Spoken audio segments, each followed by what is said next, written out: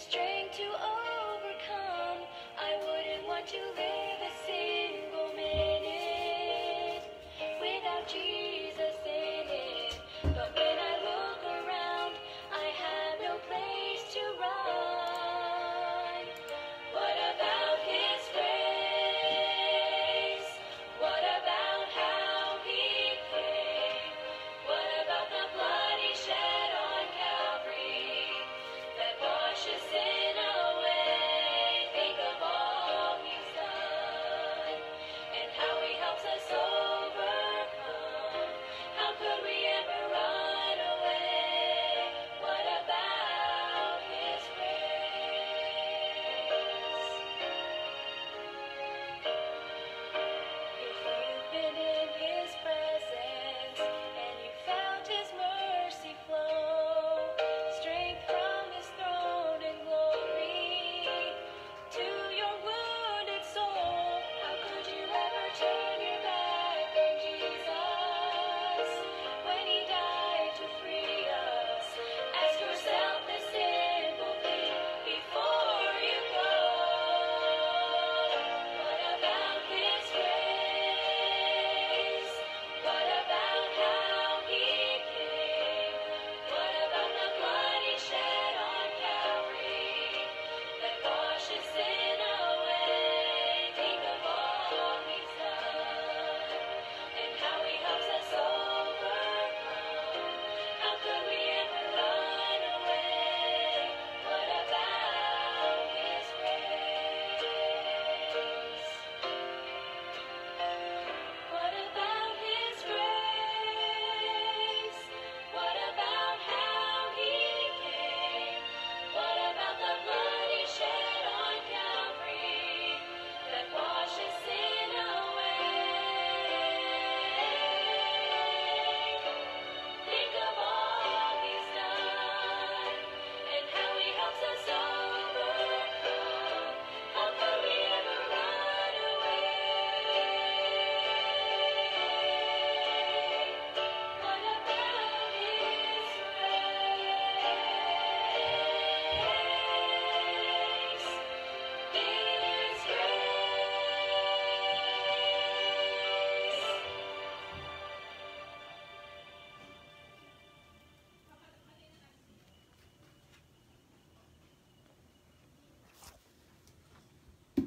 Okay, magandang gabi po sa inyong lahat. At hari nawa ay maganda po yung kalagayan nyo, nakangiti, nakaabang. Dahil po napaka-importante ng paksang tatalakayin natin every Friday, no? At of course ito ay may kinalaman sa ating hinihintay. At ito po yung pagbabalik muli ng ating Panginoon. Para po maintindihan natin ito kasi marami ding may mga kumakalat din at iba't ibang mga aral na hinggil dito. And I do believe yung confusion, no, po, yan ang palaging kinakalat ng devil yan eh. Pa-confusion tao. So, naniniwala na iba-ibang paniwala hinggil sa ikalawang pagbabalik. At dito sa pag-aaral na ito, na hiniling po natin sa Panginoon at ito yung bigay niya, ay at least makapagbigay po ng karagdagang liwanag. Anyway, tayo po ay dapat mapagpasalamat dahil sa bawat sandali ay kumikilos ang Diyos sa ating buhay. Kayo ho yung magpapatunay niyan, tayo lahat. Na hindi ho tayo pinabayaan ng Panginoon, hindi ho tayo iniwan, then patuloy po yung matapat niyang paglalaan ng ating mga daily needs. And at the same time, yung protection. Napakahalaga po, no? So, although ay medyo lumuluwag yung sitwasyon, and yet wag po tayong masyadong pakasiguro. But tayo bilang mga Kristiyano, tayo ang unang-unang responsible na tayo po ay dumulog sa ating Ama na nasa langit para po tayo ay magpaabot ng ating mga kahilingan sa mga bagay na ating nakikita at nararanasan, no? Particularly dito sa ating bansa. Lalo na po yung dedication ng ating mga leaders na talagang ginagawa po nila yung kanilang mga katungkulan sa abot ng kanilang kakayahan. And then expect na po natin ang devil gagawa po yan ng disturbance, no? At iba-ibang bagay na gagawin na negatibo para po yung tao lalong ma-discourage. Yan po yung gusto ng devil eh. Ang kailangan po natin dito ay panalangin ng ating mga leaders kapag mayroong professing Christian na po yung nagpapakilala na Kristiyano siya, hindi niya ginagawa yung kanyang katungkulan, 1 Timothy chapter 2 verses 1 to 4, na ipanalangin ng ating mga leaders, mga taong nilagay ng Diyos diyan, katiwala sa pamamahala sa buong bansa. And then of course, ang ating responsibility is to pray for them according to those verses. Pag nagpapakilala po ang isang tao, Kristiyano, at hindi naman niya ginagawa yung puro puna ng puna, wala po sa matinong isip yun. Dadiretsuhin ko na po. Kaya itong pagkakataon din ito ay ating samantalahin dahil kaarawan po ng ating kapatid, si Brother Joel, no? Brother Joel Carlos. Happy birthday, kapatid. A blessed birthday kay Brother Carlos May 22.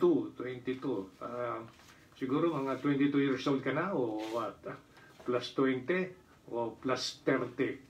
So, tayo po ay palagi nating alalahanin mga kapatid natin dyan sa church. Mula po nung sila po ay nagkaroon po ng isang, at least sabihin na natin sa isang banda malungkot. Pero nagpakita naman po ang Panginoon. Hindi po siya nagpabaya. Dahil po merong mga anak ang Diyos na alam natin tayo magtulong-tulong. Kung di po natin gagawin yon, ay hindi po mangyayari ang mga minimithi ng Diyos. Kaya maraming salamat po sa ating mga kaibigan, mga kapatid sa iba't ibang lugar na nakikinig. We don't have enough time to mention your names. But from the bottom of my heart, really appreciate po unang-unang inyong prayer. Pangalawa, ang inyo pong pagpapahalaga sa ganitong ministry. Gawain po ito ng Diyos, ang ating tinatas dito yung kanyang salita. Tungo po sa kanyang pangalan, karangalan at kapurihan. Kaya yan po yung ating layunin. At patuloy po natin ihanda ang ating mga sarili sa oras na ito. Harinawa po ay maiwasan po natin distraction yan. At hanggat maaari po ay mag-take note kayo dahil dito po ay hindi tayo masyadong naglagay ng mga kabuuan ng isang verse. But only the verse. And then bubuklat po tayo sa ating Biblia para tayo mismo ang babasa mismo sa mga babanggitin ng mga scripture dito. Ano po? So kung kayo po ay handang-handa na, say amen. Okay? Parang narinig ko at tayo, no? Ayun pong ating pinagpipray na balang araw po tayo, kung nandito pa rin sa ganito sitwasyon, ay magkakaugnayan tayo. At least nakikita ko kung anong rin mga reaction nyo dyan, mga hitsura nyo dyan, yung saya nyo, kung malungkot kayo, o nakasimangot, o anong pinagkakabalahan, gagawin po natin at the same time nakikita nyo kami rito. So at least, anong gagawin natin sa mga gadget na yan? O kaya sa mga computer na yan, kung meron kayo, mga iPad or tablet na tinatawag, yan na po maganda kasi fellowship yun At least nagkikita tayo, pamagitan po niyang, ang tawag dito at Discord app na tawag na po. So, harinawa po ay handang-handa na tayo. Tungo po sa kaluwalhatian kapuri ng Panginoon. Okay, ready na. Sa lahat po tayo, inaanyahan ko kayo, manalangin po tayo ng masinsinan, taw sa puso, buong pasasalamat, buong kababaan. Panginoon namin Diyos na dakila, maraming salamat po, Ama. Sa ipinagkatiwala mong araw na ito, matalakay po ang isang pinaka. Sasabihin po natin, ito actually ang pinaka mahalaga sa aming hinaharap, na ito ang iyong pagbabalik dahil nandito na po yung katuparan ng mga pangako mo sa amin. Magaganap, ito na po yung main event, yan po yung aming hinahanap. At hinihintay na may pananabik na sana dakilang Diyos ay magdagdag po ng liwanag sa bawat isa. And then at the same time ay magkaroon po kumbaga sa spiritual armament ang bawat Kristiyano upang sa kanyang pakikipagbakang spiritual ay ito po ay may tanyag namin ng iyong katotohanan. At merong natututunan ng mga doktrina, malalalim at mga tinatag nating mga myth na bahagi ng iyong salita.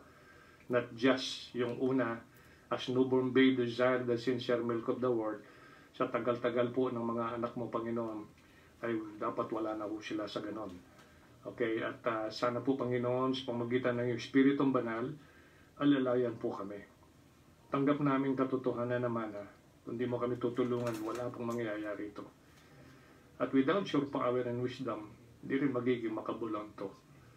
Kundi lang po ito lilipad lang sa hangin. At kung walang attentiveness, walang seriously, o walang honesty and then kababaan, willingness, excitement ng isang Kristiyano, pagkinig sa aral na ito, Panginoon, na manggagaling naman sa iyong salita, ay wala rin pong power. Hindi po magiging efektibo, useless lang po. Kaya please help us, Lord, na sana po maramdaman namin ang desire mo na kami mag-grow in grace and in the knowledge of our Lord Jesus Christ. Magkaroon ng lalong deep na excitement sa pag-aabang sa iyong pangakong pagbabalik. Kasi yung pong masarap na sinabi mo, kung saan ka, duroon kami. We are looking forward for that, O Lord. Kaya sa gabing ito, handa mo ang aming mga puso ng maayos. Kung may dumi, linisin mo, Panginoon, ang aming mga puso. Panatilihin mo, Panginoon, na sana ito'y malambot, huwag matigas. Parang yung walang pakialam, kundi soft. Madali hong maramdaman yung desire na ikaw po ang dapat naming luwalatin sa lahat ng aming ginagawa. And then of course, hanggat may pagkakataon, ay pakita namin ang aming pagmamahal sa aming kapwa na gaya ng aming pagmamahal sa aming sarili. Pamagitan po, ang unang-una, pagbabahagi ng Ebanghelyo ng aming Panginoong Yesus. Hindi namin dapat ikahiya because this is your power na kaligtasan to them that believe. So Lord, sana po ay nandun po yung malalim na desire na yon sa bawat tunay na Kristiyano na sa gabing ito, pamagitan po ng kanilang pagiging attentive na pakikinig, having their pen sa kanilang kamay and then prepare to jot down all this na kung anong makuha po nila dito, makakatulong po yun. Pag nakita mo yung attitude na yun, oh Lord, ako'y naniniwala, kami naniniwala, ibibigay mo. Kaya help us, thy will be done, O Lord. Ang lahat pong ito iniling natin na mamagitan sa makapangyarang pangalan ng aming Panginoong Jesucristo. Amen. So sa gabing ito po, mga kapatid, ay ito yung mahalaga din, pero naging controversial ito sa maraming mangangaral sapagkat kung ano-ano na lang ang kanilang pinagbuklod-buklod ng mga turo, kaya magulo po, masalimuot. Bukas ganito siya, puti, then darating ang mga ilang buwan, ilang taon, ay naging pula siya. Yan po yung mga sistema na ngayon na dahil hindi masyadong seryoso sa pag-aaral. Pakatandaan po natin ang Biblia, may panuntunan sa pagpapaliwanag o interpretation. Ang interpretations belongs to God. Pakatandaan po natin Genesis 40 verse 8. And then, ang teacher, the Holy Spirit, siya po yung teacher. Pagsalita ng Diyos pinag-usapan. Alright? Yan ang 1 Timothy o 1 Corinthians 2:13. Sa secular education, marami tayong guro dyan. Ngayon, tinatawag natin halimbawa kindero, kaya pre-LM, LM, then high school, college, tapos magmamaster pa, alright, yung iba ko magdo-doctorate pa, yung iba magdoktor-doktoran, kung ano-ano na lang, kung ano, basta meron mga grupo ng tao, gagawin kang doktor, yun po yung mga honorary. Sa isang banda ay recognition sa isang tao na matagal sa ministry at talagang buo yung kanyang puso, kaya yung parangal na yon ay ginagawad, no?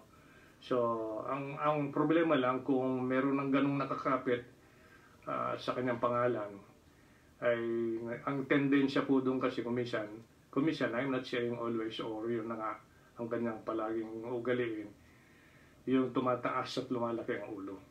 So, yun po yung ayaw ng Panginoon. Kaya dito sa bandang ito ay makikita natin, pag-usapan natin, the rapture of the spiritually born again believers in Christ. Kasi I want to be specific sa turo na ito. The rapture of the spiritually born again believers in Christ. So yung kapanganakan meron sila ngayon, spiritual birth po yan. Ang gumawa niyan, Holy Spirit. At hindi po ito kung kani-kanino at sino-sino lang. Sa physical birth, alam na natin ang ating pinagmulan, Adam. Pero napasukan ito ng kasalanan, nagka-problema na po yung physical life, and then yung moral life, the mental life, etc. Nagka-problema na po. So noong pa man ay gumagawa na po ang Panginoon ng solusyon para ho sila ay lumakad dun sa tinatakda, pinaplano at pinoprogram pangarap niya sa kanila. Kaya lang dahil po sa nature na yan, likas talaga. Likas po talaga yung wickedness ng nature. And then of course, alam naman natin dahil nakuha ni Satan ang pag-aari muli dito po sa tinatawag po nating lupa. Kaya iyan po yung talagang 24/7 siyang tumitira. Kaya po tayo pinanalahanan doon sa 1 Peter 5:8 na tayo maging vigilante. Kasi po yung ating kaaway is like a roaring lion, seeketh whom he may devour. Mga kapatid, just remember this. The rapture of the spiritually born-again believers in Christ. Meron po tayong mga talata dyan na paghuhugutan natin ng subject na ito. 3 libro, no? So, 1 Corinthians 15, 51 to 54, yan muna basahin natin, ano? Mahalaga po ito, sulat nyo. Ito yung scripture natin sa subject na ito, the rapture of the spiritually born again believers in Christ. I-specify natin maigi ito para po yung mga believers na yan ay naka-in sila kay Kristo. Ang question dito, paano sila na-in kay Kristo? So marami pong mga nag-express ng kanilang pananampalataya, sila ay sumasampalataya pero ay hindi mo halos marinig yung pagiging in Christ. In Christ, kasi sa Tagalog kay Kristo eh. Para ang tunog ng kay Kristo, pag-aari ni Kristo. Kaso, siyempre, pag sinabi mong pag-aari ni kay Kristo, so ano po yung magiging tendensya nun? So, binili ng mahal na dugo. Alright? So, tapos, babasa sila sa Biblia, binanggit yung church na ganito ay binili ng mahal na dugo, di rin pa nila naintindihan. Kinukuha nila, unahan dun sa pangalan na yun para i-registered sa Security and Exchange Commission. Kaya nagkakaroon po na kagulo sila dyan, nag-aaway, no? Kaya lang yun po yun ng in Christ, spiritual po yun. At hindi ka mai-in kay Kristo yung spiritually kung hindi sa pamagitan ng Holy Spirit. Dahil ang Holy Spirit, siya po yung maglalagay sa iyo kay Kristo spiritually. Yan po yan, no? At ang binigay niya, spiritual life, which is eternal, everlasting. And then yung Holy Spirit ay nag-indwell at the moment na yung tao ay naliwanagan sa issue nung pagpunta ng Panginoong Jesucristo dito, yung kanyang mission at yung kanyang ginawa, finished work, yan po yung Biblia. At naunawa na tandaan niya na itong gumawa nito ay God pala ito nag-manifest in the flesh, nagpakumbaba, and then he humbled himself, became obedient unto death. Yan ang Philippians 2. So, finish po yun. At yung payment, yung palang kinamatay niya para sa ating kasalanan, in other words, yun ang payment. Yung payment na yun, di po temporary payment. Eternal payment sa impyerno yun. Na lahat po ng makasalanan, papunta po dun. Downward ang kanilang buhay.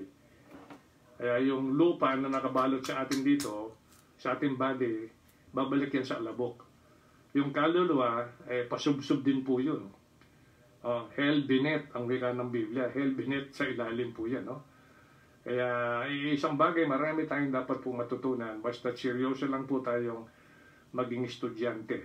Lahat po ng Kristiyano, student ng Panginoon. Because we have Matthew 11:29, learn of me, sabi ng Panginoong Jesucristo, for I am meek and lowly in heart. Yun ang unang-unang gusto ng Panginoon may train yung ganong klaseng attitude. Yun ang gusto niya munang may tanim sa isip at puso ng isang kinaukulan na nananampalatay sa Kanya. Yung meekness and lowliness in heart. Kaya po yung kanyang kamatayan, magamat napakataas na Diyos, he humbled himself, became obedient unto death.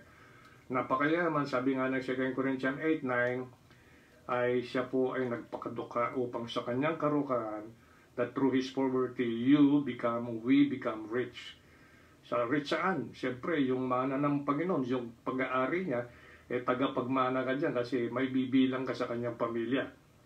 Okay, so ito po yung ating nakikita dito. 51 to 54, quickly, no? 51 to 54 ng 1 Corinthians. Behold, I show you a mystery. Nakikita po naman ninyo sa screen marahil. we shall not all sleep, but we shall all be changed. Di po tayo lahat natutulog, ibig sabihin namatay, pagbalik niya, no?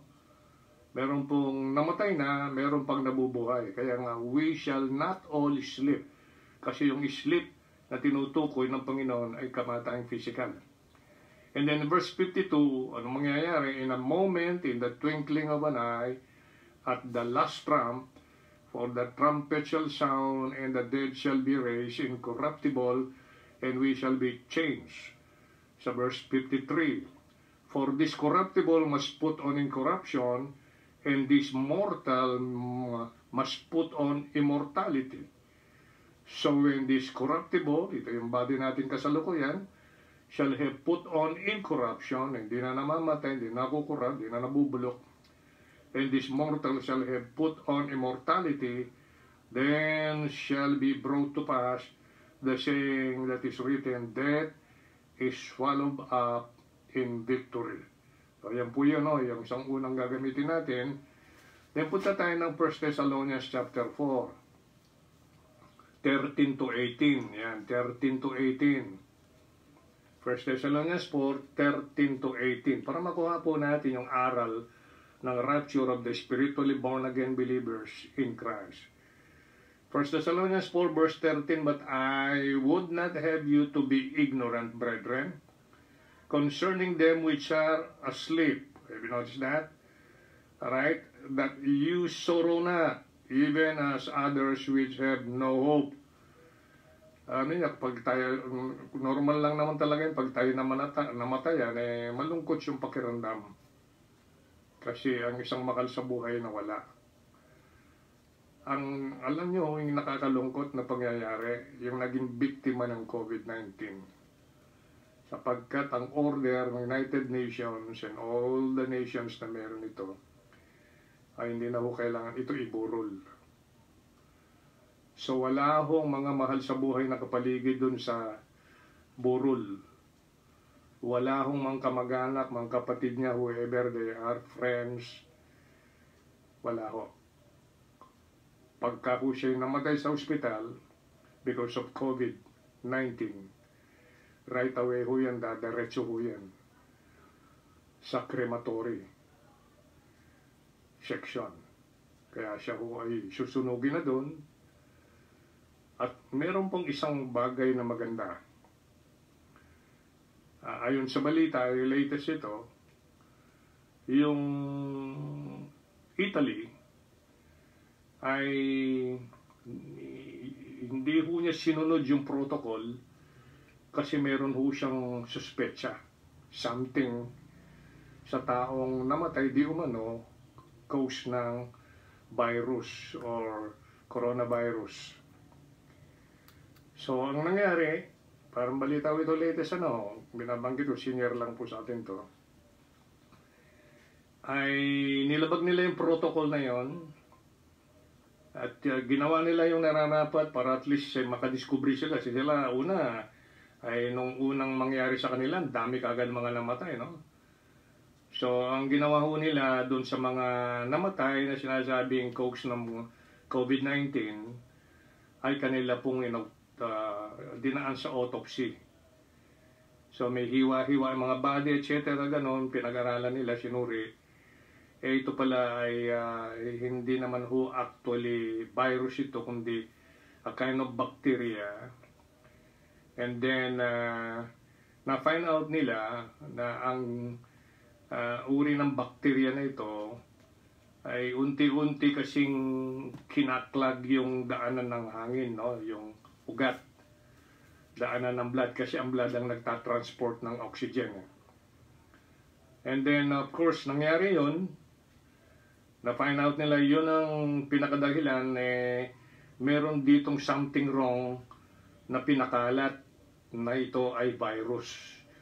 Pero ayon sa kanilang findings, hindi naman actually ito virus, kundi ito ay isang uri ng bacteria na kung saan ganun nga ang kanyang nagagawa ay lumiliit yung daanan ng blood, kaya nasosuffocate yung heart and then yung brain hanggang bumigay na yung tao. Kaya ang solusyon, merong binanggit na dalawa, pero yung natatandaan ko yung aspirin, 100 milligram, at saka yung isa. At kayo na mga siniran ko diyan, sa news na yan, hopefully na-share din ninyo. Kasi ako ay, nung mabasa ko ito, may paniwala akong tama siya kasi kung natatandaan kayo, kung kayo taga Mabalacat, kayo mga lahat ng mga nakakuha ng lisensya sa mga taon, yung pinakamatandang doktor dito, taga daw yun nakalimutan ko ng pangalan. Nung ako nagre-renew ng lisensya dito sa LTO sa Dao, and then pumunta na rin ako dun sa tinatawag nating LTO dun sa SM, na-encounter ko at nakilala itong doktor na ito. Matanda na siya nung makilala kong una.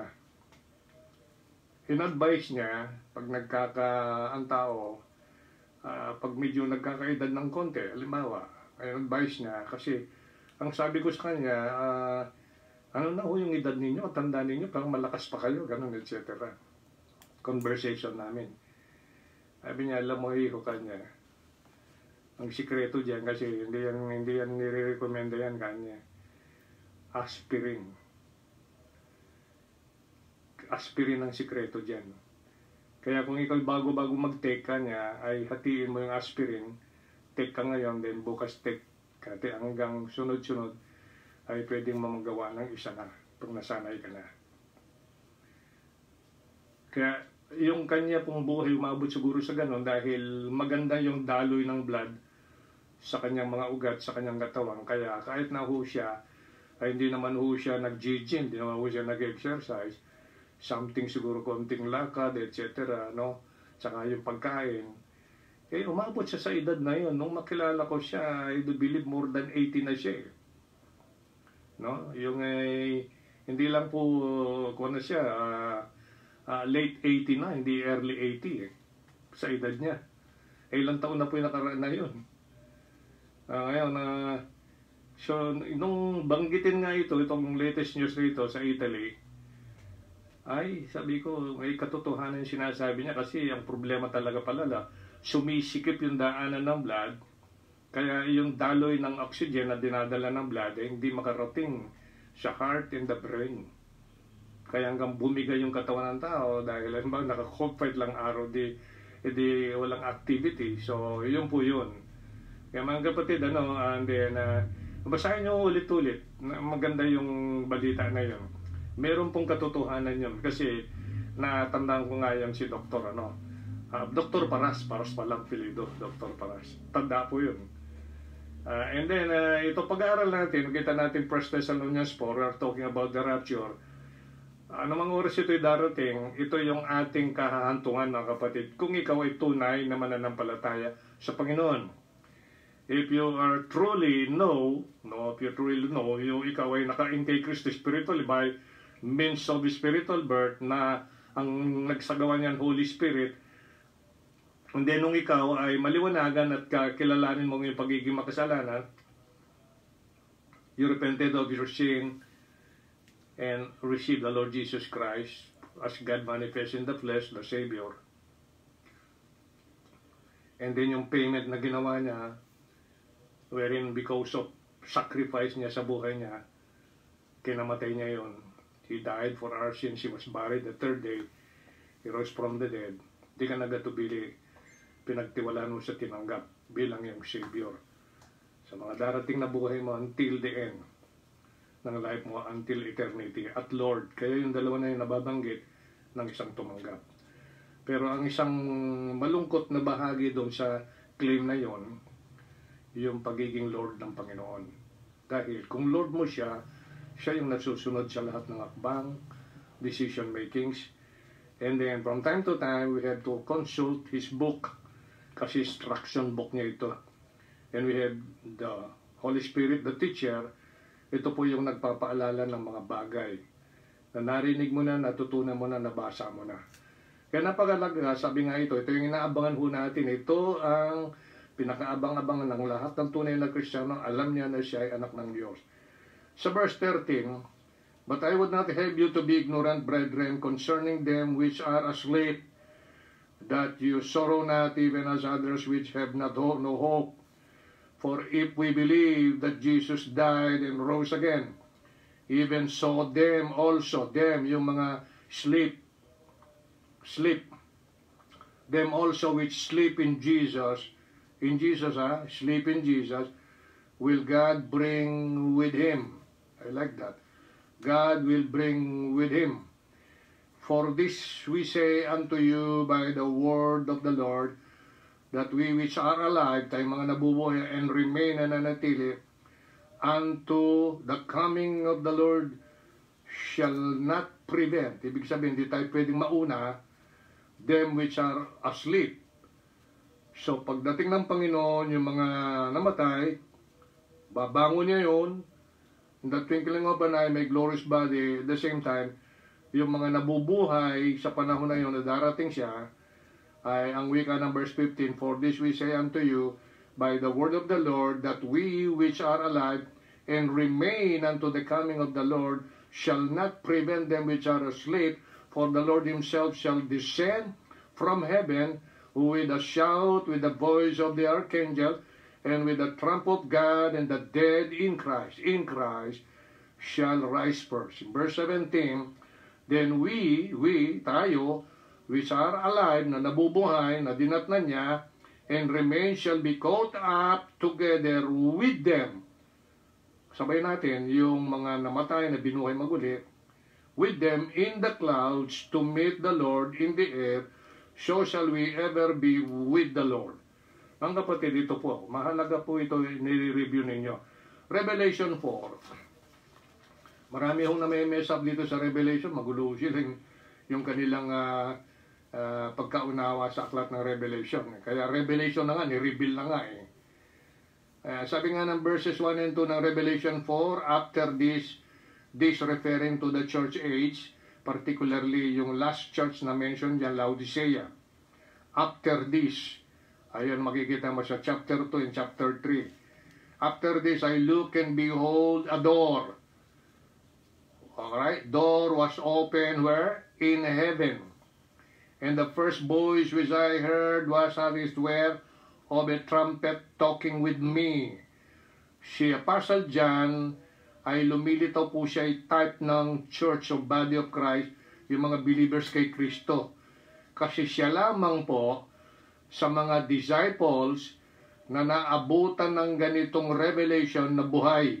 Kaya pinakita, bago siya namatay, pinakita na ng Panginoon ang mangyayari sa inaharap. Alright, kung ano mangyayari sa church wherein nung panahon na yon si John ay kabilang. Kaya po ay lumitaw siya dito ay pagiging type nung church o yung mga believers kay Kristo. Ang statement, sabi po doon, no? Heard was as it were a trumpet talking with me, which said, come up hither, and I will show thee things which must be hereafter. Yan. And immediately I was in the Spirit, and behold, a throne was set in heaven, and one sat on the throne. So nakita po natin dito kung yun saan po yung ating tungo, no? Pero ang meeting place ay air. Okay? Air po. Ngayon, para maintindihan po natin itong rapture na ito, kasi sabi ng iba, wala naman sa Biblia salitang rapture. Balik mo lang sa Kanya. E nasa Biblia naman ba yung salitang Trinity kung naniniwala ka na one God, three persons? Ganun lang po yung mga ganung klaseng pag-aaral, no? Sa introduction po natin, mapapansin natin mga kapatid, ito yung introduction natin, makikita sa screen, correct? Alright, so ito po yun. The above passages, yung binanggit po natin tatlo, describes what is called the rapture, which comes from the Latin words. Ito yung pinanggalingan unang salita na yan, para magkaroon tayo ng maliwanag na pagkaintindi why rapture ang ginamit na term, no? Na ating kiniklaim at ginagamit para makuha natin yung kaliwanagan nito doon sa rapture rin. Kasi biglang kang kukunin eh. yung rapere na tinatago, rapir, I don't know how you pronounce that bilang Latino. Ang ibig sabihin po niyan ay to seize by force. To seize by force. Talagang tayo mga believers, at that time, may hiwalay sa mga unbelievers. Yung mga unbelievers, sinignore, hindi binigyan ng pansin at kahalagahan, yung matagal na pinapangaral ng Panginoon, pinapaabot, ang isang unfortunate na dahilan, yung kawalan ng interest, burden and desire na mga so-called professing Christians na iba o kung mga sa iba't ibang lugar na hindi po nagkaroon ng burden at lakas ng loob upang ipahayag ang ebanghelyo ng Panginoon. Yun po yung naging problem. Kaya I do believe itong mga ganitong situation, COVID-19, alright, worldwide ito, pandemic, ito ay wake-up call sa lahat ng mga tunay na mga Kristiyano para gawin mo yung tinatawag nating assignment. Your assignment, our assignment, ay gawin natin po niyabutin ng mga unbelievers kasi pagdating pong bigla nito ay maiiwan sila dyan kung hindi po sila naliwanagan, pasok sila sa tribulation, which is the hardest thing na mararanasan nila dito sa lupa. At nakikita na po natin yung conditioning sa mga bali-balita ngayon, mga nangyayari, no? Sa iba't ibang mga bansa, particularly dyan sa Europe, sa US, etc. Pinag-uusapan po yung tinatawag po natin yung mga chip na sinasaksak na po, no? Sa mga katawan ng tao, no? Sa kamay, at saka sa noo. So, kumakalat na po yan. Which means to seize by force. Another Latin word, rapto, which means to seize something by force. And then, there is another one, raptura. Ang raptura po ito ay medieval Latin word ito. Pag sinabing medieval, panahon ng 700 AD to 1500 AD. Kuha nyo? Alright? 1500, in other words. Latin word na ang kahulugan po ng raptura ay ecstasy na nanggaling naman sa Latin word na raptus. Raptus. Ngayon, para makuha ho natin yung further meaning nito, may AB ako dyan. At hinango po natin itong meaning number 3 at saka itong AB natin sa Reader's Digest Encyclopedic Illustrated Dictionary 1992 edition. So meron po akong volume 1 and 2 dyan. Dito yan. Dala-dala ko na nung ako ay nagpunta ng Amerika, binili ko doon. And then inuwi ko dito. Ang bigat itong dalawang libro na ito. No? Pero makakatulong po kasi encyclopedic ito, Illustrated Dictionary 1992 edition. Ano po yung A? Further meaning A? The state of being transported by a powerful emotion, great joy, ecstasy. That is the rapture. Transported by a powerful emotion, great joy, ecstasy. Yung archic na kahulugan nito, transporting of a person from one place to another, especially to heaven. Yan ay nakita natin ang kahulugan na yan na nitong tinatawag nating rapture nito na galing sa ganitong salita ay Reader's Digest Encyclopedic Illustrated Dictionary 1992 edition. Ngayon, puntahan po natin itong body nitong ating pinapag-aralan. The body of the subject, the lessons. Balaga po ito. The rapture, okay, yung title natin, of the spiritually born-again believers in Christ. Ano po makikita natin dito? Know and understand. Pagkat mga ilan po ito na tatalakayin natin in serye. But mahalaga po ang bawat pagkakataon na huwag masayang. At ito pong mga aral na ito ay makikita ho natin sa Biblia. Salita ho ng Diyos, hindi ho ito invento. Ano po? Know and understand. Kailangan yung alam mo, naintindihan mo. Maraming mga tao alam pero hindi niya naintindihan. Okay? Yung lalo na may mga opposition na merong mid-trib daw, pasok ang tribo ang church. Pagkatapos ng 3.5 years, ng 7 years, ay sila ay mararapture, doon ang rapture nila. Meron namang isang paniwala, post-trib, kasi iniisa nila yung dalawa. Alright, na itong pag-aaralan natin sa point number 1 ng know and understanding, na may mess up sila rito. Okay? So ngayon, know and understand, unang tatalakayin po natin sa gabing ito. Hope na matapos natin ito, no?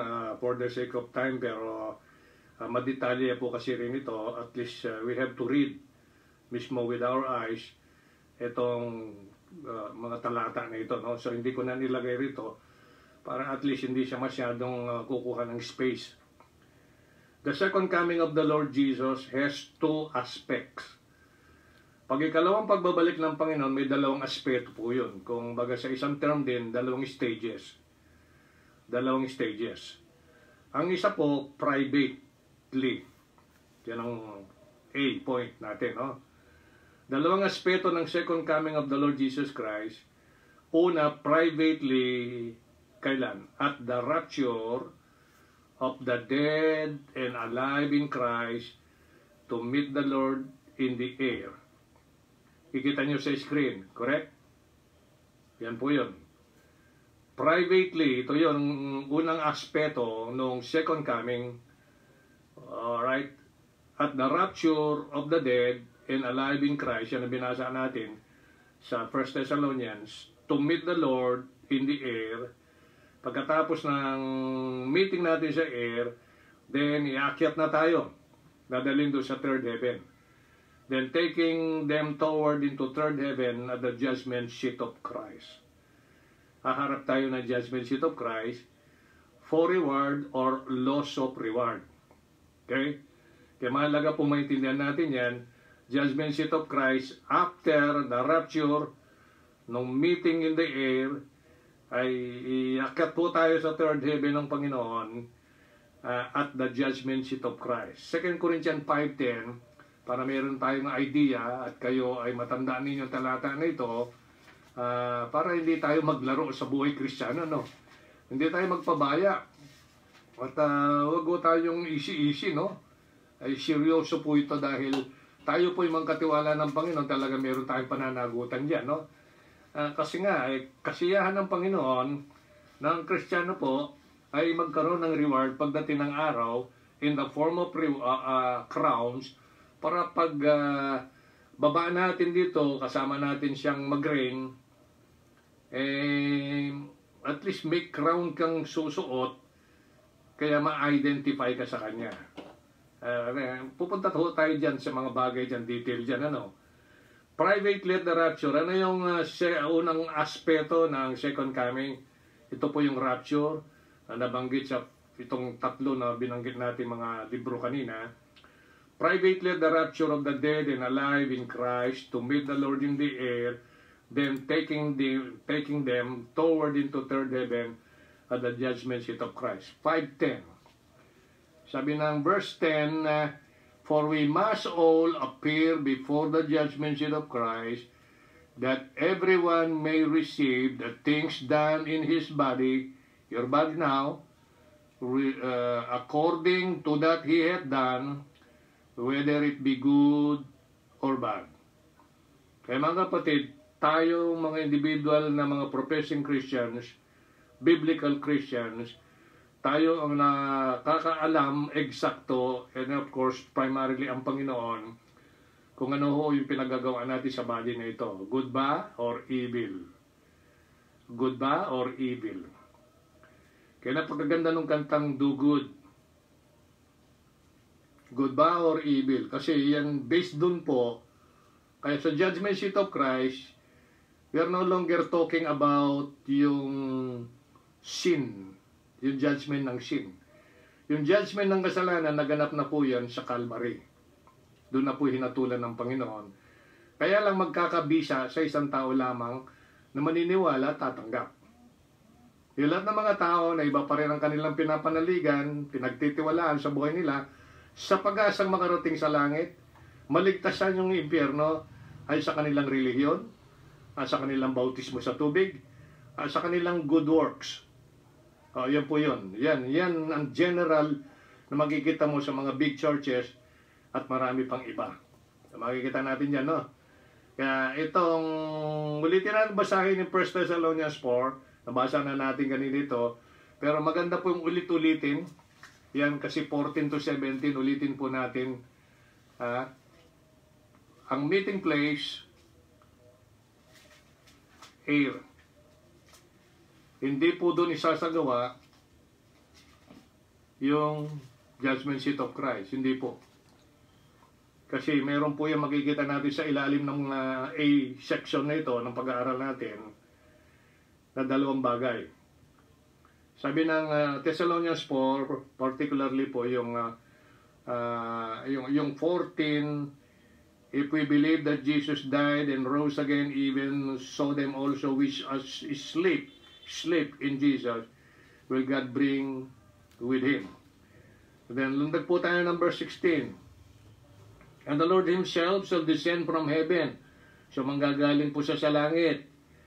With a shout, with the voice of the archangel, and with the trump of God, and the dead in Christ, shall rise first. Hindi lang sila. And we which are alive and remain shall be caught up together with them in the clouds to meet the Lord in the air. So shall we ever be with the Lord. After yung air meeting, meet in the air meeting, ay dadali na po tayo doon sa third heaven. At yun po yung ating makikita. 1 Corinthians 15, 22 to 23. Ngayon, ang gusto kong tingnan natin ngayon, mga kapatid, yung notice. 1 Corinthians 15, sige, para makuha natin po yung dalawang bagay rito. Kasi yung mga susunod natin mga lessons ay mabibase dyan sa ilang talata dyan na may kinalaman dyan po, no? 22 and 23.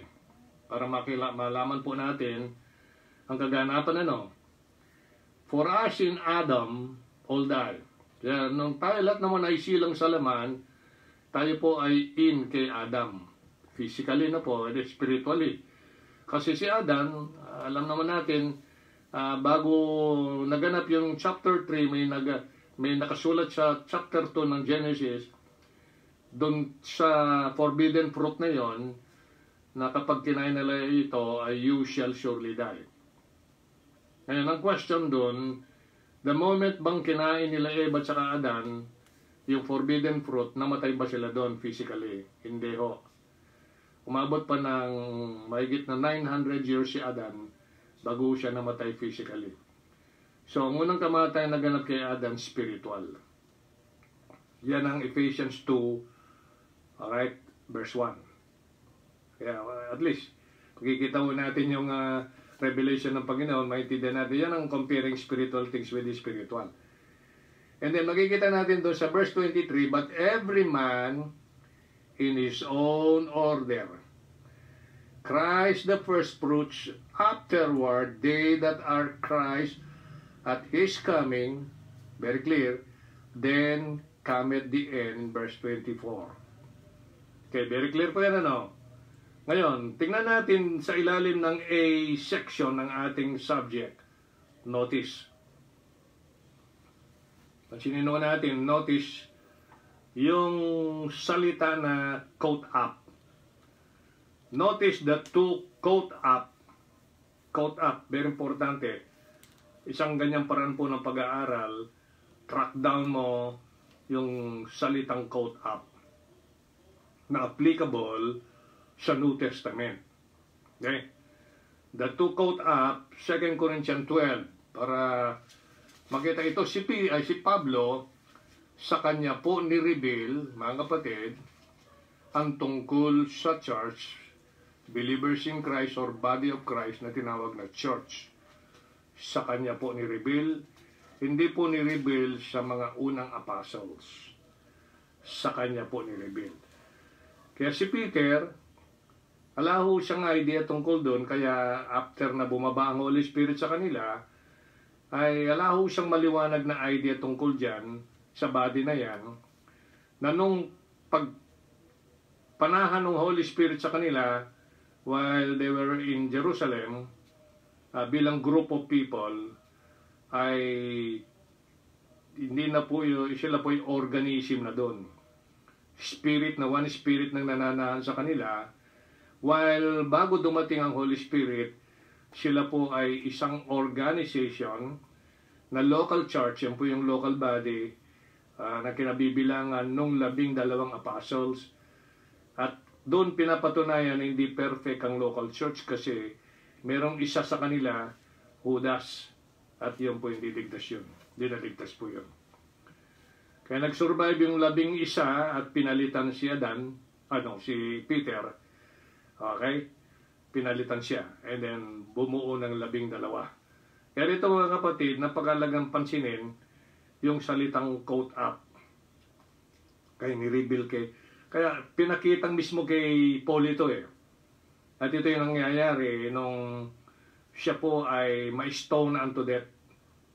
Pansamantalang nakahimlay yung body niya nung siya'y batuhin at nahimlay, yun po yung time na yon, inakyat siya ng Panginoon. Kaya napakalalim ho ng observation niya. Sa 2 Corinthians 12, kasi sa kanya ni-reveal ang tungkol sa body of Christ and sa church, yung mga believers in Christ, sa kanya po. Kaya siya yung pinakamaraming sulat sa banal na kasulatan. 13 books, 13.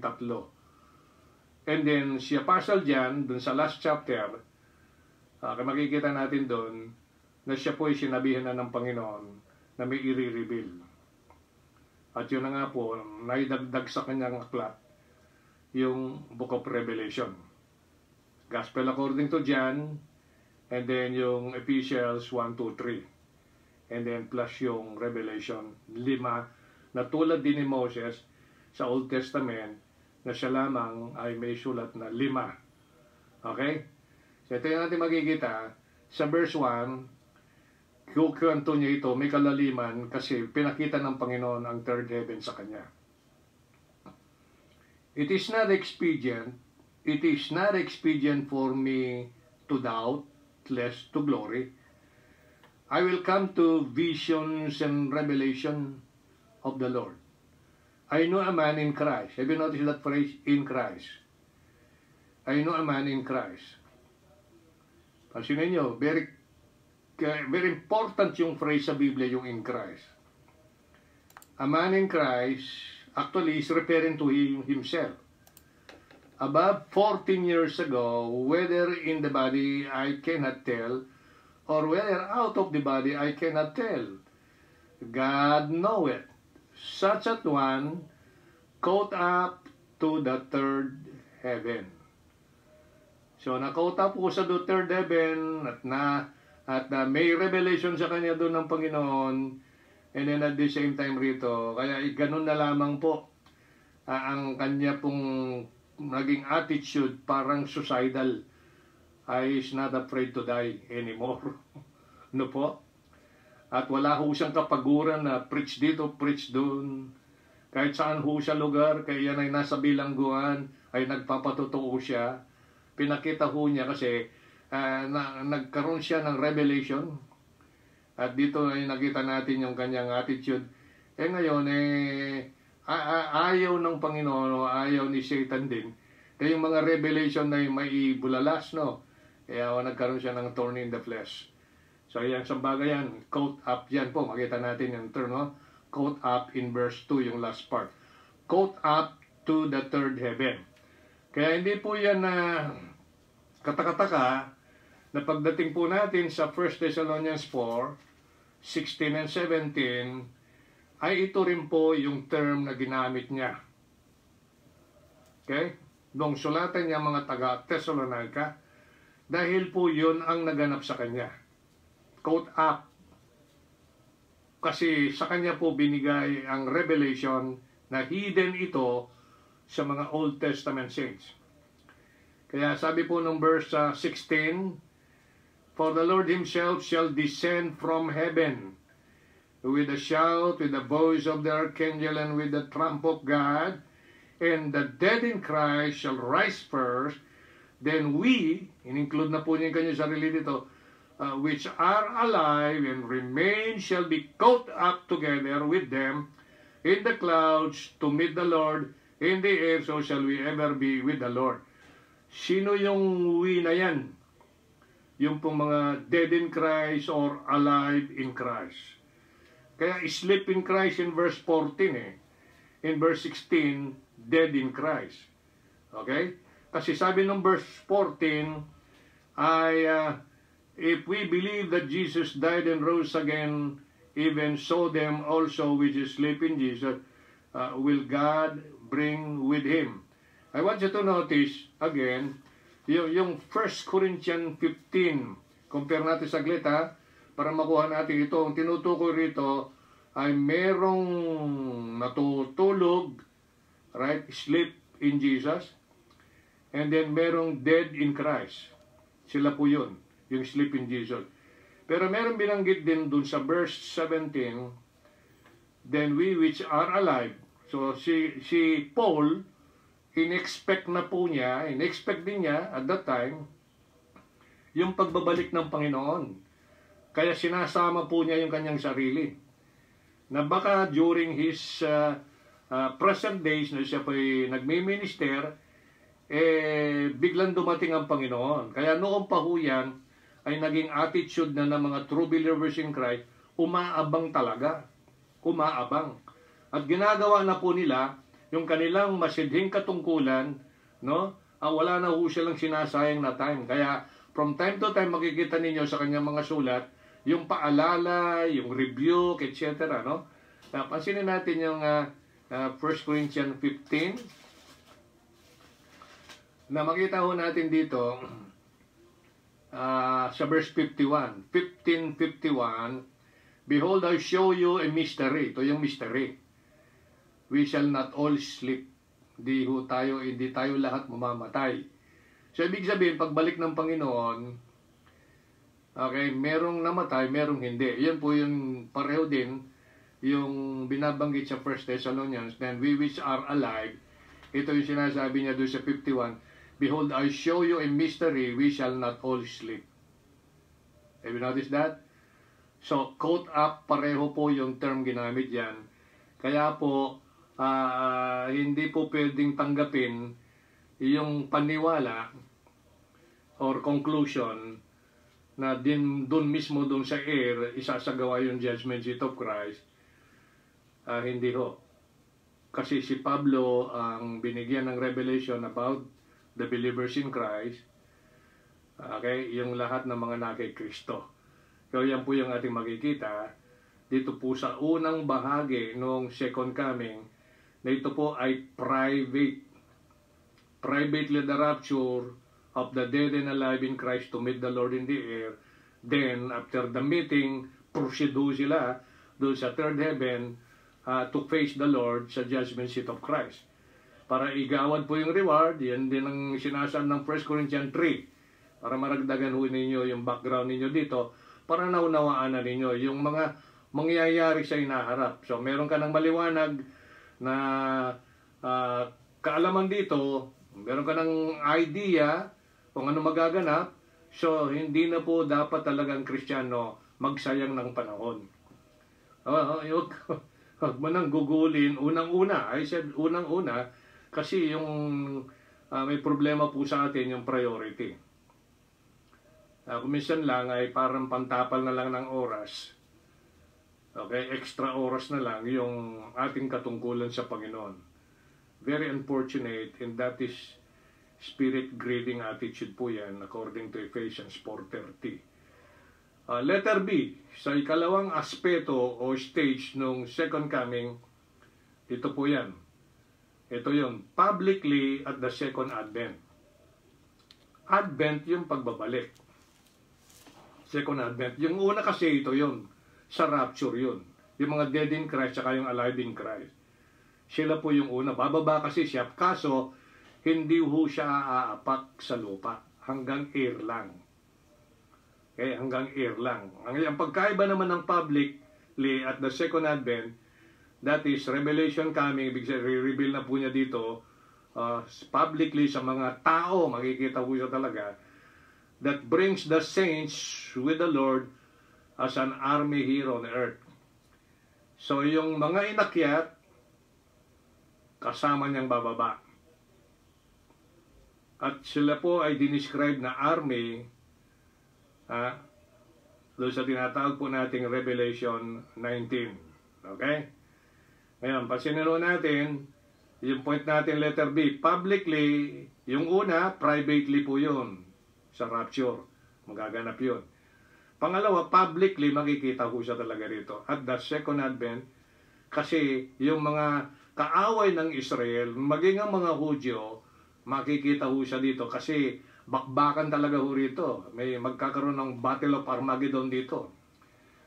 The Lord with the Jews against United Nations. Yan po yung bakbakan dyan. Kaya publicly the second advent, that is revelation coming, that brings the saints with the Lord as an army here on earth. Yung Joel 1:1-11, quickly basahin po natin yung Joel. Okay? Pagkatapos po nung aklat po ng Hosea. Ito muna.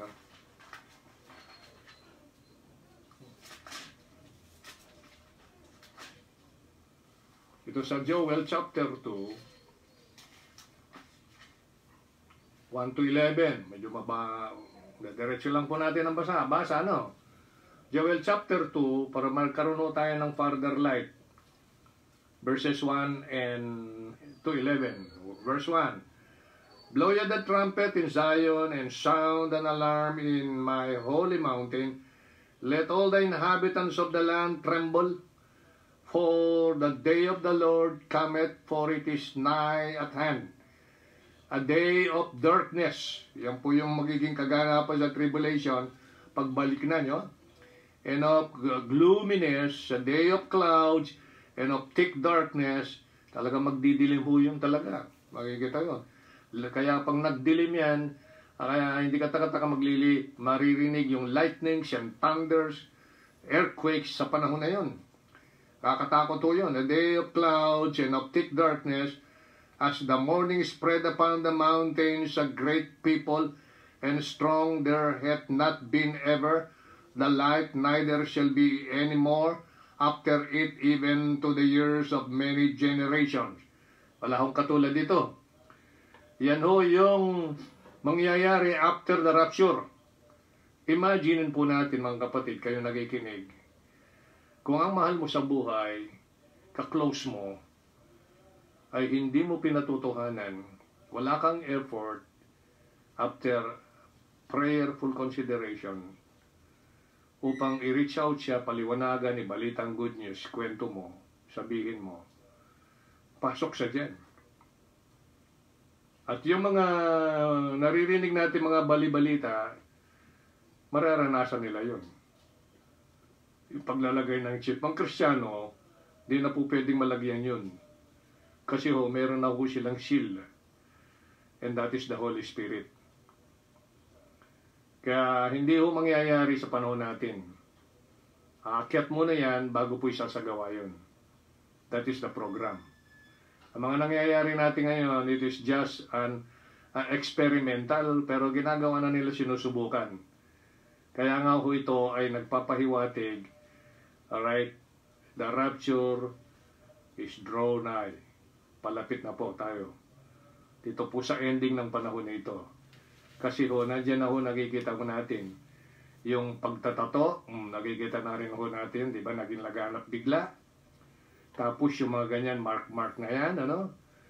And then, yung gravity, o kasidihan, sabihin natin, yung immorality. Kaya sabi po ng verse 3, a fire devoureth before them, and behind them a flame burneth. The land is nagaya ng as the garden of Eden before them, and behind them desolate wilderness. Yan po yung mangyayari talaga niyan. Isipin mo, magkakasunugan dito, no?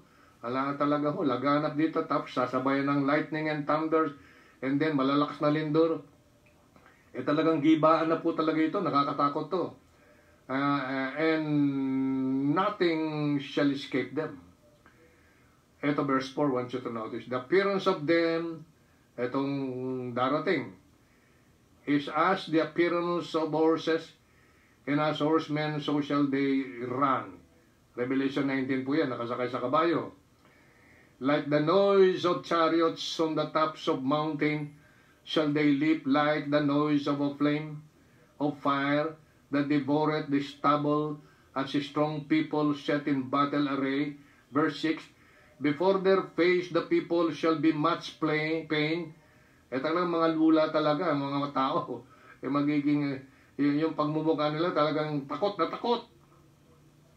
All faces shall gather blackness. Pansinin nyo yung ilang description dito, no? They shall run like mighty men. They shall climb the wall like men of war. And they shall march everyone on his ways. And they shall not break their ranks. Neither shall one trust another. They shall walk everyone in his paths. And when they fall upon the sword, they shall not be wounded. And they shall, yung po tinutukoy itong mga dumarating na ito, no? They shall run to and fro in the city. They shall run upon, ang wika po, upon the wall. They shall climb up upon the houses. They shall enter in at the windows like a thief. The earth shall quake before them. The heavens shall tremble. The sun and the moon shall be dark. And the stars shall withdraw their shining. And the Lord shall utter his voice before his army. For his camp is very great. For he is strong that executed his sword. For the day of the Lord is great and very terrible. And who can abide it? Ang sagot, wala. Kaya ito po ay nakakatakot na panahon. Kaya maghunos dili po tayo mga Kristiyano. Tayo ang inobliga ng Panginoon, tayong katiwala, para ibalita po yung good news of salvation. Kaya tinawag po ito na Gospel of Christ. Sa mga modern versions of the Bible, inalis po yung Christ. Para lamang po ay lilitaw na gospel. Kahit ano pong gospel na lang sasabihin nila, yun na yun. Pero very specific po yung Biblia, Gospel of Christ. Tandaan ninyo kung anong ginagawa po ng mga modern versions of the Bible, kinukurap yung salita ng Diyos. Unti-unti po itakpan talaga yung katotohanan. Ano sabi ng Revelation 19:11-16? 11-16. Sabi ng Revelation 19:11-16, and I saw heaven open. Ito yung another opening po ng heaven, yung una dito sa Revelation, yung chapter 4, verse 1 and 2. Nabuksan ng langit, and then sabi ng Panginoon, come up hither. Ito naman, nabuksan yung heaven, yung tumungo doon, bababa. And behold, a white horse, and he that sat upon him was called Faithful, and True, and in righteousness he that judge and make war. Itong description, his eyes were as a flame of fire, and on his head were many crowns, and he had a name written that no man knew but he himself. And he was clothed with a vesture dipped in blood, talagang digmaan to. And his name is called the Word of God, capital W. You remember John 1:1, in the beginning was the Word, capital W, and the Word, capital W. Alright? And the Word was with God, and the Word was God. Anong nangyari doon sa Word na yung capital W? Yung po yung was made flesh in John 1:14. Ito, sulat ni John ito. Kaya alam mo niya yun. Ulitin natin ang verse 13. And he was clothed with a vesture dipped in blood, and his name is called the Word of God. And the armies which were in heaven, followed him upon white horses, clothed in fine linen, white and clean. And out of his mouth goeth a sharp sword. Eksakto po yung description ng Joel chapter 2, that with it he should smite the nations, United Nations yan, no? Plural. And he shall rule them with a rod of iron. He treadeth the winepress of the fierceness and wrath of Almighty God, And he had on his vesture, on his thigh, a name written what? King of Kings and Lord of Lords. But you notice that? King of Kings and Lord of Lords. Kaya ho, pangarap ng Panginoon, mga Kristiyano, ay sana po ay palagi mong isipin na hindi ka lang binigyan ng Diyos upang manampalataya, but to suffer for His name's sake, according to Philippians 1:29. Kaya po doon sa 2 Timothy 2:12, if we suffer, we shall also reign with Him. Hawag ko kayong maniwala na lahat ng Kristiyano maghahari. Hindi ho. May kondisyon ho yun. Kasama ho siya doon sa honeymoon.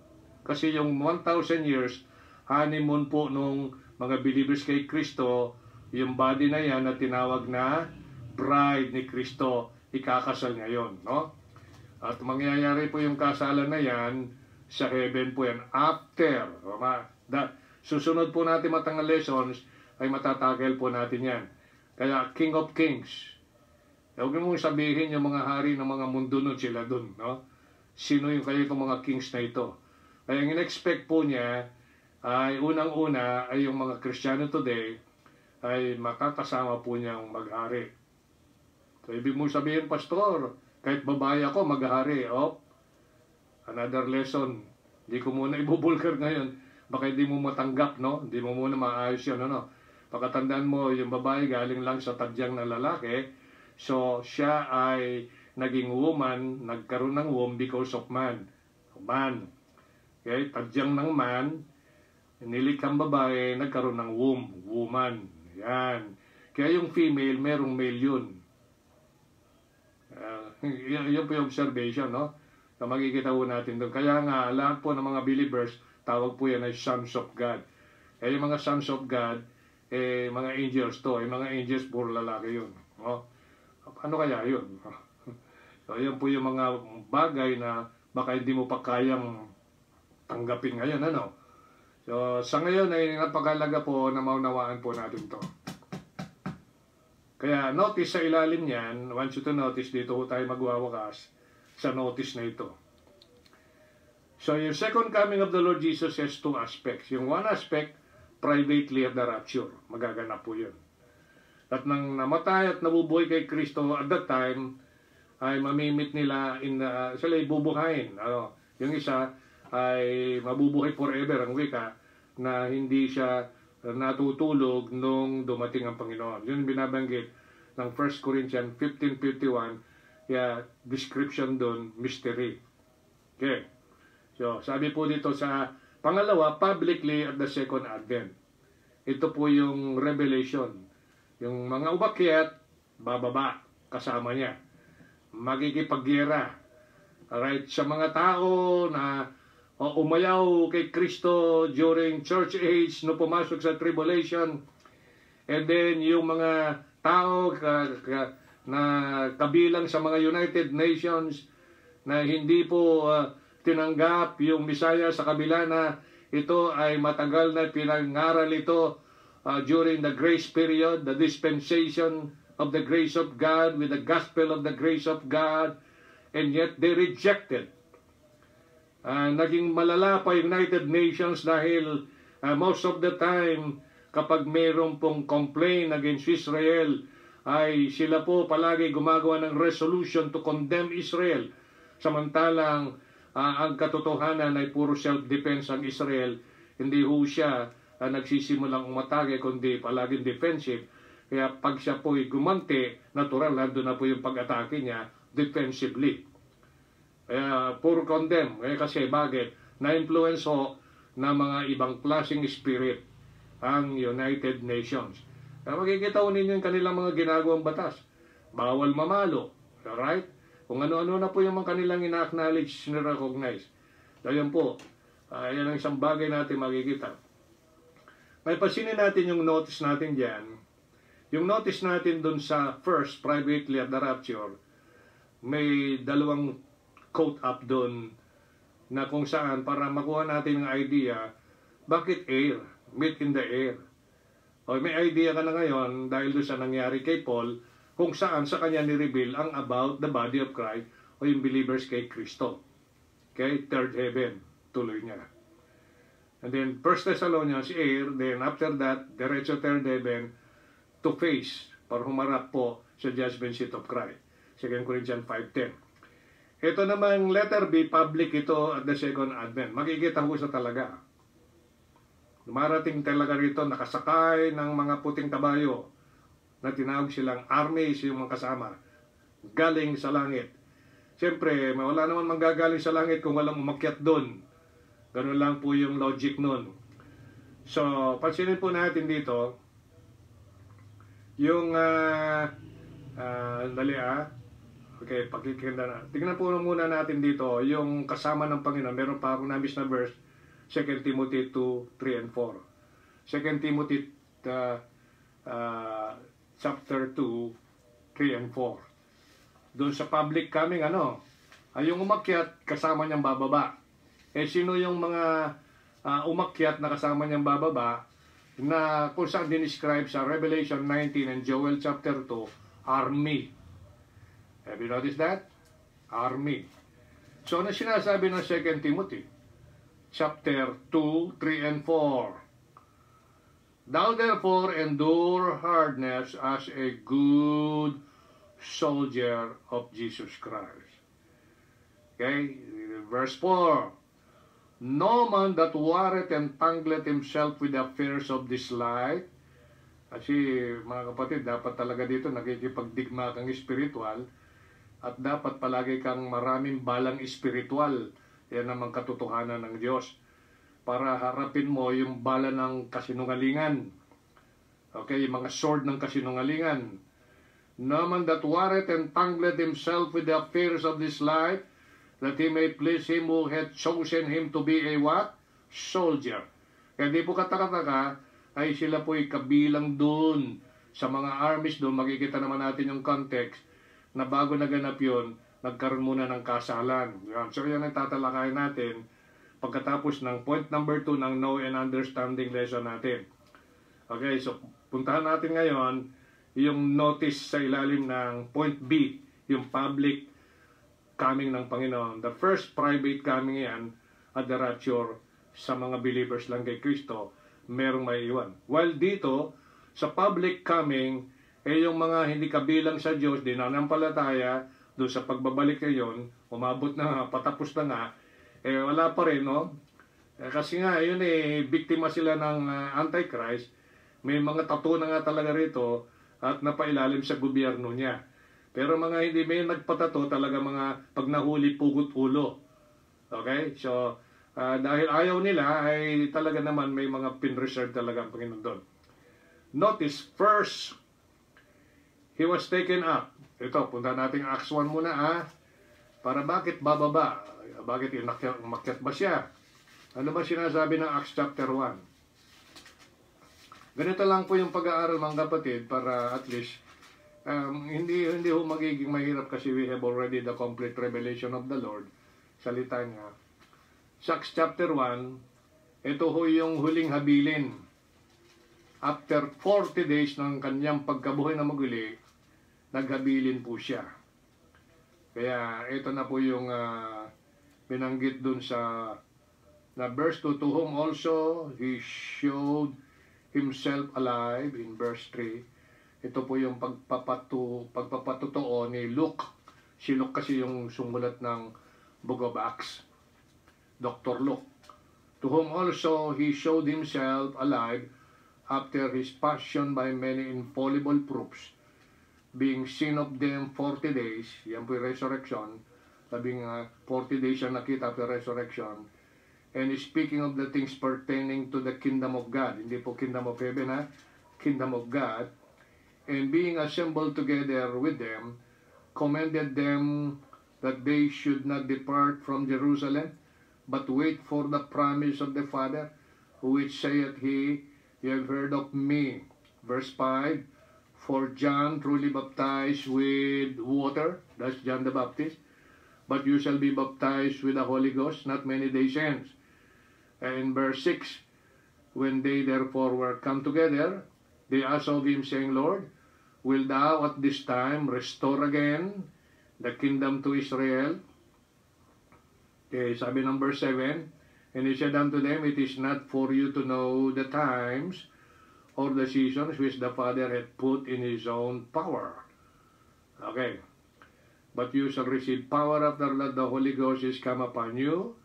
You shall be witnesses unto me, both in Jerusalem, in Judea, and in Samaria, and unto the uttermost part of the earth.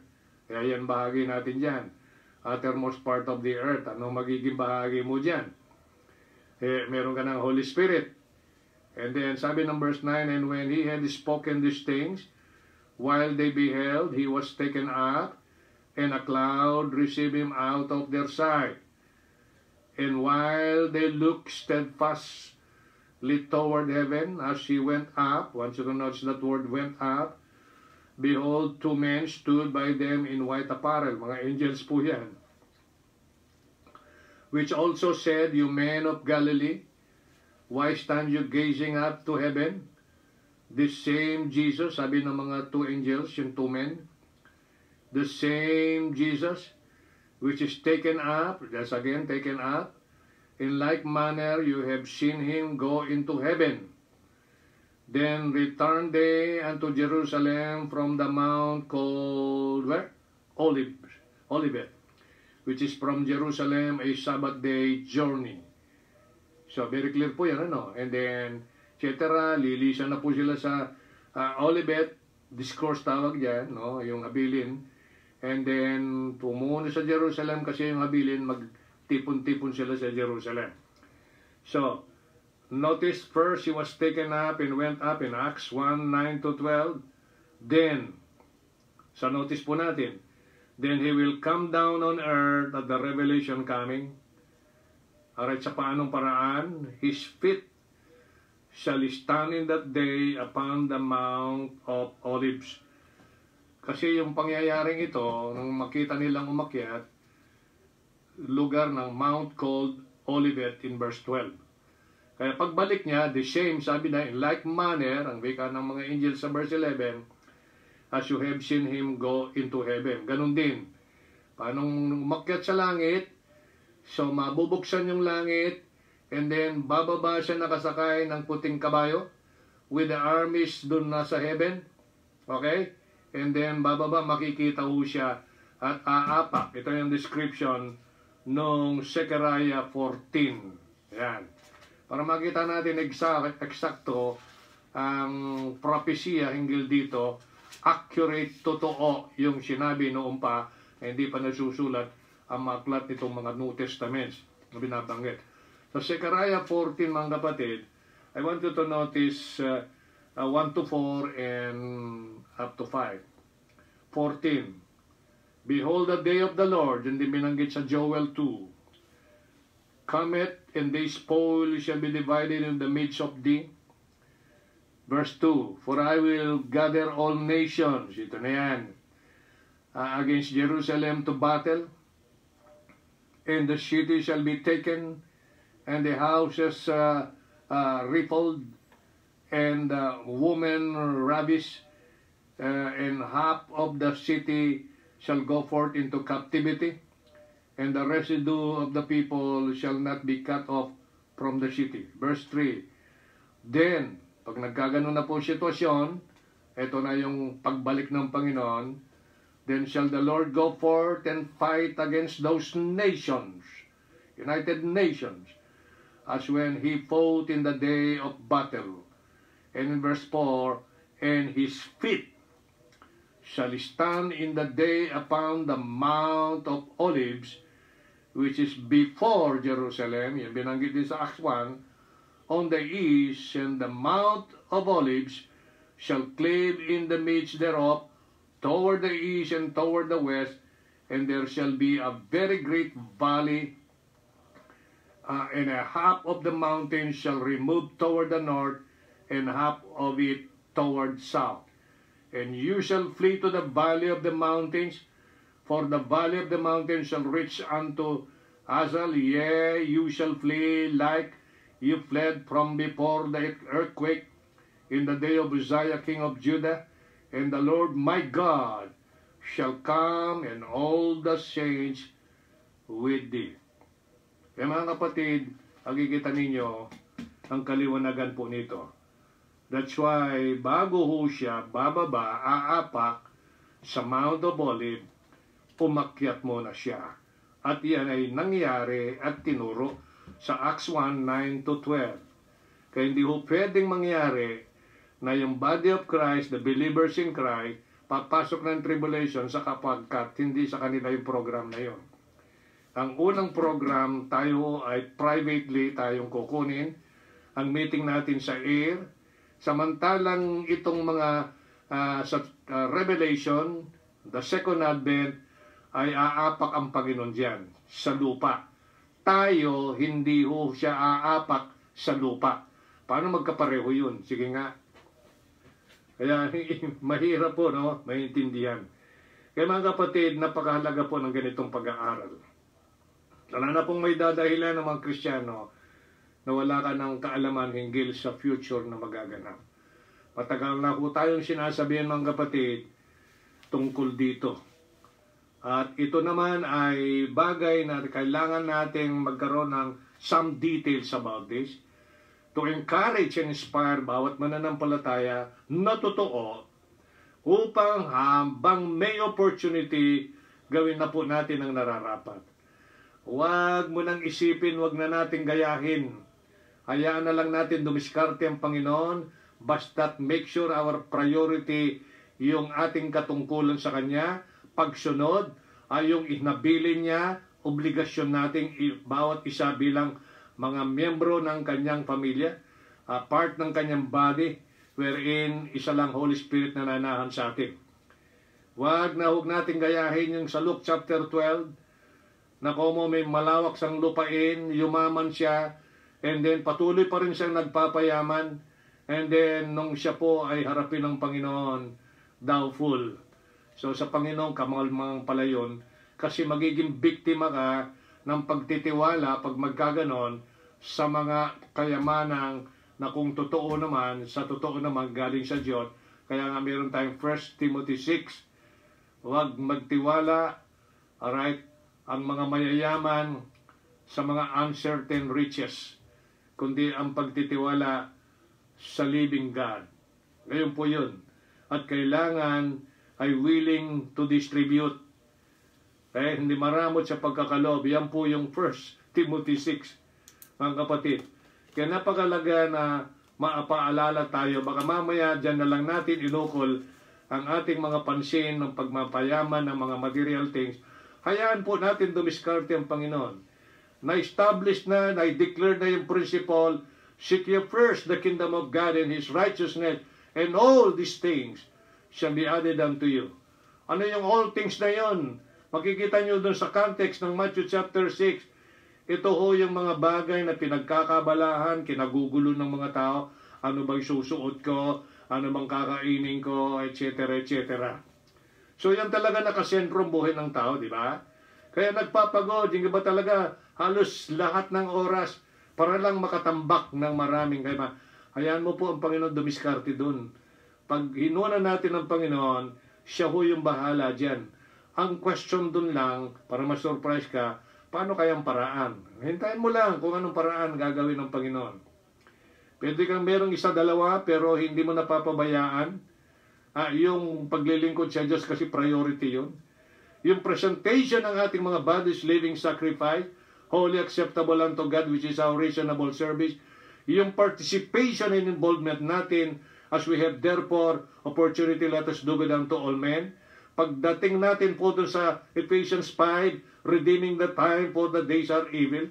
What if mga kapatid, nandun tayo sa ganong kaisipan, nandun tayo sa ganong puso, damdamin, na wala tayong unang-una, alright, na inuuna sa buhay natin, pati na time ng Panginoon, pati oras na dapat yukol natin, habang may opportunity sa kapwa natin maligtad, mahal natin sa buhay maligtad, kakilala, kaibigan, etc.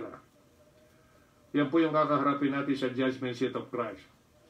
Mahalaga po, maunawaan mo kapatid, second coming of the Lord Jesus is two aspects.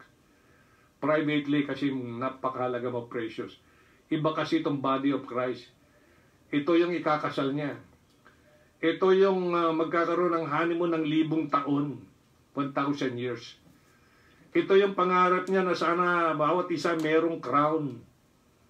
Sana ay patuloy na may apply sa buhay nila yung Philippians 1:29. For unto you it is given not only to believe on Him, but also to suffer for His name's sake. Mga kapatid, just think about that. Hindi mo masukat, hindi natin masukat ang kabaitan ng Panginoon. The very most important thing that we have now, secured ng ating eternity, papuntang langit. We possess His life and we have the indwelling presence of the Holy Spirit. And may commitment na siya at may promise, He will never leave us nor forsake us. Philippians 4:19, God shall supply all your needs. On what basis? Matthew 6:33. Para mawala yung heart natin, na priority natin, ganito, ganyan, bagay ng sanglibutan. Kaya set your affections on things above, not on things on earth. Kasi ang Panginoon bahala dyan. Gawin po natin kung ano yung priority. Wago natin. Kasi gaya po ng pag-aaral, kung tignan niyo pag-aaral sa idolatry, anything, anyone you place before God, idolatry po yun. Kailangan God muna, bago lahat. Kaya mga kapatid, hari naman po nakadagdag sa inyong pagkaunawa, ang tungkol sa subject na ito, marami pa po tayong tatalakayin dyan. Di lamang po ito, unang bahagi lang ito. Susunod po, ilang pa yan, para maliwanagan kayo generally sa issue na ito.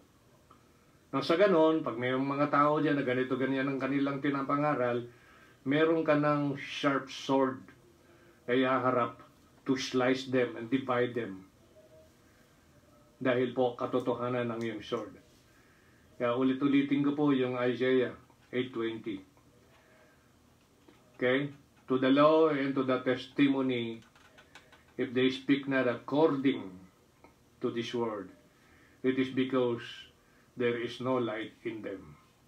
Pag may light ka talaga, sasabihin mo talaga, itong light ko, itong sword ko. Kasi sundalo ka eh. Tatawagin tayong armies sa Second Advent kasi publicly na yung kasama na natin. Kasi ito, papasok na tayo sa millennium. Ma-enjoy na natin yung 1,000 taon with glorious body, immortal body, incorruptible body. While yung kahalubilo natin, yung mga naligtas sa tribulation, ito yung mga nag-endure down to the end. Yan ang turo ng maraming religion dyan, lalo na po yung sikat, yung lumang daan, yung gano'n, no? Yan, kinukuha po yung Matthew 24:13, hindi naman sa kanya yun. Sa mga Hudyo yun. Kasi magaganap nga yan sa tribulation period. Second Advent. Yan po magaganap. At ang gospel yan ay gospel of the kingdom. Kasi kingdom nga dapat ibalita talaga dun. Kaya nagtakda ang Panginoon 144,000 ng mga Hudyo galing sa 12 tribes ng Israel. Yeah? And then talagang gagawin nila talaga within that period of time with boldness yung pagpapatotoo, hinggil sa gospel of the kingdom of the Lord. Mga kapatid, nais po ng lingkod na ito magdalangin ang tayong patuloy. Sa isip po natin ang mga katotohanan nito, hindi po natin pwedeng biruin ang Panginoon dito. God is not mocked, for whatsoever a man soweth, that shall he also reap. Galatians 6. Ano yung itinatanim po natin dito? When it comes using this body, na temple ng Banal na Espiritu. Kaya 1 Corinthians 6:19 and 20, therefore glorify God in your body and in your spirit. Meron tayong physical body and at the same time, spiritual life. Manalangin po tayo mga kapatid. Gawin po nating masinsinan. Tingnan mo yung ating mga nakarang panahon bago dumating itong COVID na ito. What was our life then? Ngayon sa panahon na ito na tayo ho ay masasabi natin kinulong ng Panginoon sa bahay para magkaroon tayo ng ganitong ministry pagbulay-bulay, bonding sa family, eating together, praying together, lalo sigit, pakikinig ng salita ng Diyos. Basa, prayer, kain ng spiritual. At hindi naman siya nagkulang. Pinapakain tayong physical, correct? So sana po ay patuloy natin ibigay at hangarin sa buhay natin, mga kapatid, yung kanyang karangalan at kanyang kapurihan. Lahat ng inyong bagay na ginagawa, gawin ninyo for His glory. Shall we pray? Ilapit mo sa Panginoon anong concern mo. Anong gusto mong idaing, ibulong sa Panginoon at hilingin? May mga araw pa tayong kinakarap. Kung lolobin ng Panginoon, may dagdag yung araw ng bukas. Then another bukas. Then another bukas. Anong kahilingan mo? Anong ihahabilin mo sa Panginoon? Ilapit mo right now. Habang tayo mananalangin sama-sama. Will you join me to prayer? Panginoon namin Diyos na dakila. Maraming salamat Panginoon sa pagkakataon nito. Napakahalaga po. Dahil tinuruan mo kami mula sa iyong salita. Binasa po namin, narinig, hinggil po sa nakaambang pagbabalik mo dito. Yung private coming mo, that is the rapture. Then after 7 years, our public coming with you. Salamat Panginoon sa pagpapaunawa mo nito. Pinapakita mo, pinadadama kung gaano ka kami kahalaga. Kahalaga. Yes, Lord, kahalaga sa iyo. Dahil kami bukod na isang grupo ng mananampalataya, nagkakaroon ng glorious body.